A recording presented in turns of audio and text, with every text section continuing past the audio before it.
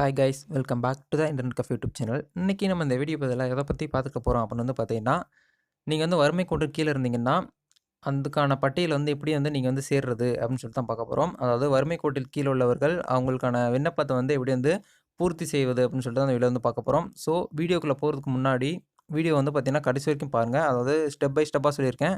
இந்த ஃபார்மை ஃபில் பண்ணி எப்படி டவுன்லோட் பண்ணுறது, எப்படி ஃபில் பண்ணுறது, இந்த ஃபார்ம்லாம் எங்கே போய் கொடுக்குறது அப்படின்னு சொல்லிட்டு கிளியராக எக்ஸ்பிளைன் பண்ணியிருக்கேன். அதனால் வீடியோ கடைசி வரைக்கும் பாருங்கள். வீடியோக்குள்ள போகிறதுக்கு முன்னாடி இப்போ நம்மளோட சேனல் நீங்கள் ஃபர்ஸ்ட் டைம் பார்க்குறா இருந்தால் வீடியோ கீழே உள்ள சப்ஸ்கிரைப் பட்டனையும் பக்கத்தில் உள்ள பெல் பட்டன் கிளிக் பண்ணி ஆளுங்க நோட்டிஃபிகேஷன் அப்லோட் பண்ணி வச்சுக்கோங்க. அப்போ நாங்கள் இந்த மாதிரி வீடியோஸ் போட்டாங்க மொபைல் நோட்டிஃபிகேஷன் உங்களுக்கு கிடைக்கும். சரி வாங்க இன்றைக்கி வீடியோக்குள்ள போகலாம்.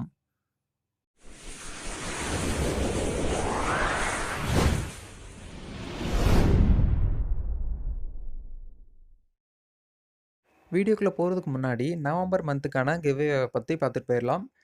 அதாவது நம்மளுடைய சேனலில் இது வரைக்கும் 3 கிவ்வே பார்த்தீங்கன்னா கம்ப்ளீட்டாக சக்ஸஸ்ஃபுல்லாக கம்ப்ளீட் பண்ணிட்டோம். இது 4th மந்த்துக்கான கிவ்வே, அதாவது நவம்பர் மந்த்துக்கு. என்ன அப்படின்னு பார்த்தீங்கன்னா, இதுக்கு முன்னாடிலாம் அந்த 3 கிவ்வேயுமே பார்த்தீங்கன்னா என்னால் முடிஞ்ச ப்ராடக்ட் பார்த்தீங்கன்னா நம்மளுடைய சப்ஸ்கிரைபர்களுக்கு ரிவார்ட்ஸ் கொடுத்துட்டு இருந்தேன். ஸோ இந்த மந்த்லேருந்து பார்த்தீங்கன்னா 3 நபர்கள் தேர்ந்தெடுத்து அதில் அவங்களுக்கு ₹500 உள்ள ரிவார்ட்ஸ் கூகுள் பேயில் பார்த்தீங்கன்னா ட்ரான்ஸ்ஃபர் பண்ண போகிறேன். ஸோ வீடியோ பார்க்குறவங்க நீங்களா கூட இருக்கலாம். வின் பண்ணுறதுக்கான வாய்ப்பு அதிகமாக இருக்குது. ஸோ உடனே பார்த்தீங்கன்னா பார்ட்டிசிபேட் பண்ணுங்கள். நீங்கள் பார்ட்டிசிபேட் பண்ணுறதுக்கு என்ன பண்ணணும்னா, பெருசாக எதுவும் பண்ண தேவை கிடையாது. கிவ்வேல கலந்து கொள்வதற்கு இந்த வீடியோவை லைக் பண்ணிக்கோங்க. இந்த வீடியோவை உங்களுடைய ஃப்ரெண்ட்ஸ் ரிலேட்டிவ் பார்த்தீங்கன்னா வாட்ஸ்அப் குரூப்பில் ஷேர் பண்ணிக்கோங்க. பண்ணி முடிச்சுட்டு வீடியோ கீழே கமெண்ட்டில் பார்த்தீங்கன்னா சக்ஸஸ் அப்படின்னு சொல்லிட்டு கமெண்ட் பண்ணி முடிச்சிருங்க. நீங்கள் பண்ணுற இந்த 3 விஷயம் தான் எந்த அளவுக்கு அதிகமாக ஷேர் பண்ணுறீங்களோ அந்த அளவுக்கு நீங்கள் வின் பண்ணுறதுக்கான சான்சஸ் அதிகமாக இருக்குது. All the best. ஓகே நண்பா, டேரெக்டாக வீடியோக்குள்ள போயிடலாம். இன்றைக்கி பார்க்க போகிற வீடியோ பார்த்தீங்கன்னா, வறுமை கோட்டுக்கு கீழே உள்ளவங்கள் உள்ளவங்களா இருந்தீங்கன்னா, கவர்மெண்ட்டுக்கு எப்படி ஃபார்ம் ஃபில் பண்ணி சப்மிட் பண்ணுறது அப்படின்னு சொல்லிட்டு தான் பார்க்க போகிறோம். கூகுளில் போயிட்டு நீங்கள் இந்த மாதிரி வறுமை கோட்டு கீழே உள்ளவங்கன்னு சொல்லிட்டு போட்டு பார்த்தீங்கனாலே நிறையா ஃபோட்டோஸ்லாம் வரும். அதெல்லாம் பார்த்தாலே நம்மளுக்கு மனசு கொஞ்சம் ரொம்ப கஷ்டமாக தான் இருக்கும். மோஸ்ட்லி நீங்கள் இந்த பதிவு பண்ணுறவங்க என்ன பண்ணுறீங்கன்னா, கொஞ்சம் ரிச்சான, அதாவது ரிச்சான ஃபேமிலின்னு சொல்ல கிடையாது. அந்த மிடில் கிளாஸ் ஃபேமிலியாக இருக்கவங்களுமே பார்த்தீங்கன்னா, வறுமை கோட்டு கீழ உள்ளவங்கன்னு சொல்லிட்டு பதிவு பண்ணியிருக்கீங்க.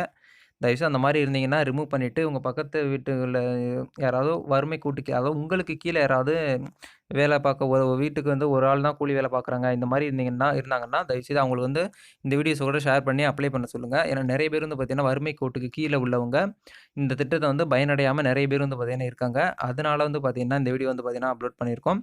ஸோ நீங்க மிடில் கிளாஸ் ஃபேமிலி, கொஞ்சம் ரிச்சான ஃபேமிலி, இந்த வறுமை கோட்டுக்கு கீழ உள்ள திட்டத்துக்கு நீங்க அப்ளை பண்ணியிருந்தீங்கன்னா, தயவு செய்து உங்களுடைய ஃபார்ம் கேன்சல் பண்ணிட்டு, உங்களுக்கான வாய்ப்ப வேற யாருக்காவது குடுத்தீங்கன்னா, உங்களுக்கு பார்த்தீங்கன்னா, ஒரு கோடான கோடி வாய்ப்பா இருக்கும். சாரி, கோடான கோடி நன்மையா இருக்கும். ஸோ மோஸ்ட்லி அத பண்ணுங்க.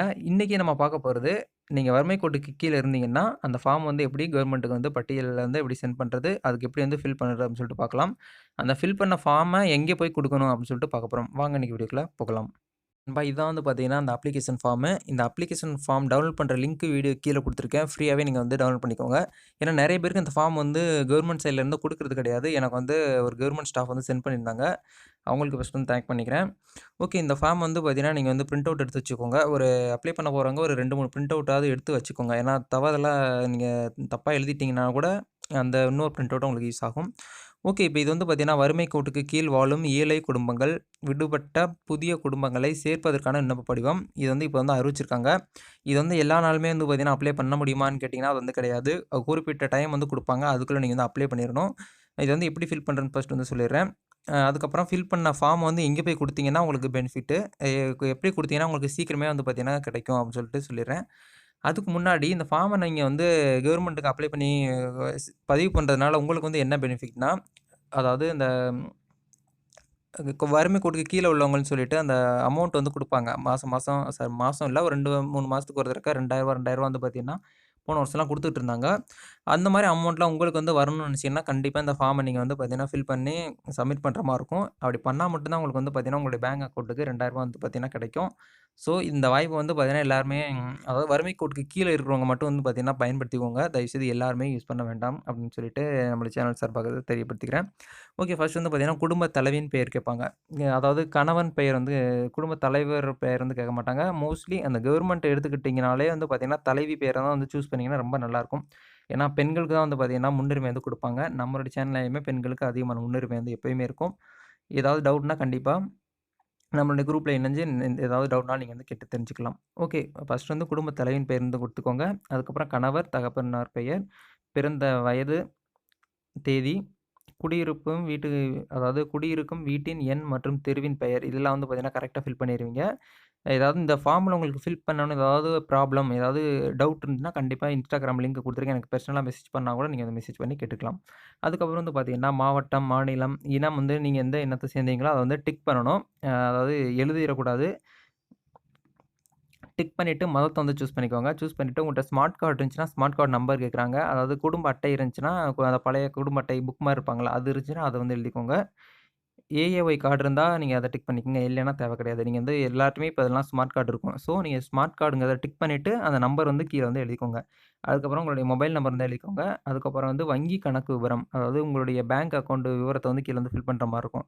இது வந்து யார் அக்கவுண்ட் வந்து குடுக்கணும்னா, குடும்ப தலைவியோட பெயர்ல உள்ள அக்கவுண்ட்ட தான் குடுக்கணும். உங்கள்ட்ட வந்து குடும்ப தலைவி அக்கவுண்ட் அந்த ஜன்தான் அக்கவுண்ட் தான் இருக்கு அப்டின்னா, அத கூட குடுக்கலாம். இல்ல என்ட்ட வந்து வேற அக்கவுண்ட் இருக்கு அப்டின்னு சொன்னீங்கன்னா, அந்த அக்கவுண்ட்ட கூட நீங்க வந்து குடுக்கலாம். ஏன்னா, அவங்க கவர்மெண்ட் சைட்லருந்து எந்த ஒரு அறிவிக்கும்போது பணம் வந்து குடுக்குறாங்கன்னா, இந்த அக்கவுண்ட்ல தான் உங்களுக்கு வந்து கிடைக்கும். ஸோ, கரெக்ட்டான பேங்க் அக்கவுண்ட் வந்து குடுத்துக்கோங்க. அதுக்கப்புறம் ஆதார் நம்பர் வந்து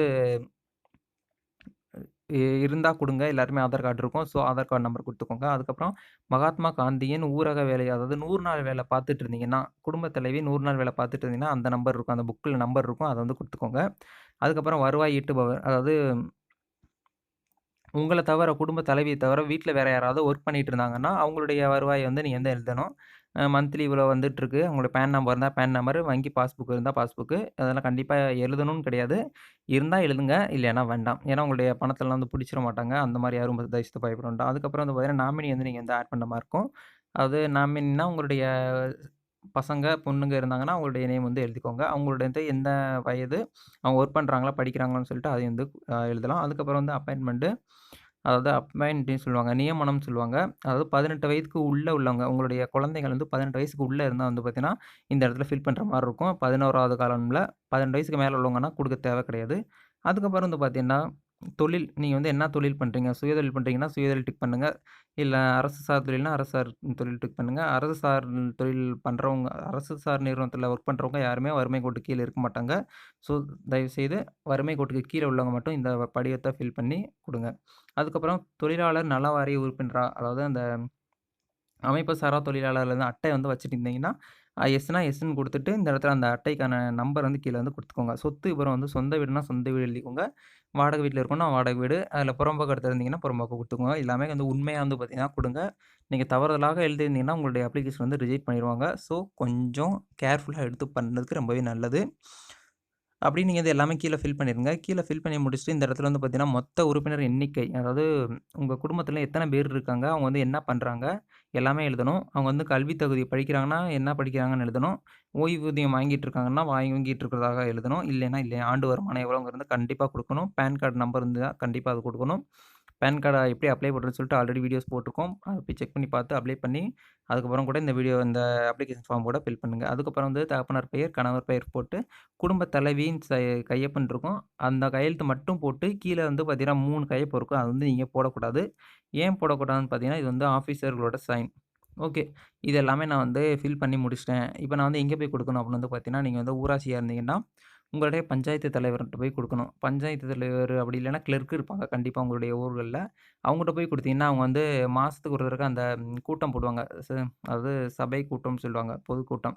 அந்த கூட்டத்துல வந்து பார்த்தீங்கன்னா, அவங்க வந்து அறிவிப்பாரு. இந்த மாரி உங்களுடைய ஊர்ல உள்ளவங்களுக்கு உங்களுடைய அந்த கிளர்க்கு தான் தெரியும். அதாவது இவங்க வந்து வறுமை கோட்டுக்கு கீழ இருப்பாங்க அப்படின்னு சொல்லிட்டு அவங்களுக்கு தெரிஞ்சிருக்கும்.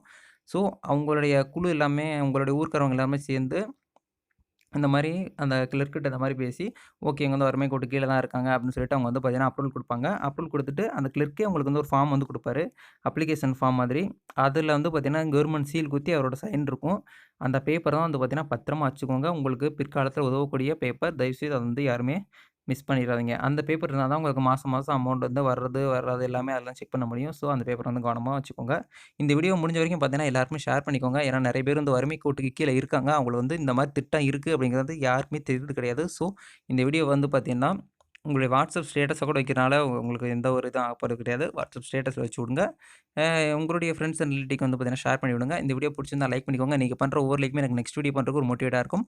இது போல ஒரு புத்தம் புது இன்ட்ரஸ்டிங்கான வீடியோல நெக்ஸ்ட் வீடியோல சந்திக்கிறேன். அதுவரைக்கும் உங்களது விடைபெறுகிறேன். நன்றி, வணக்கம்.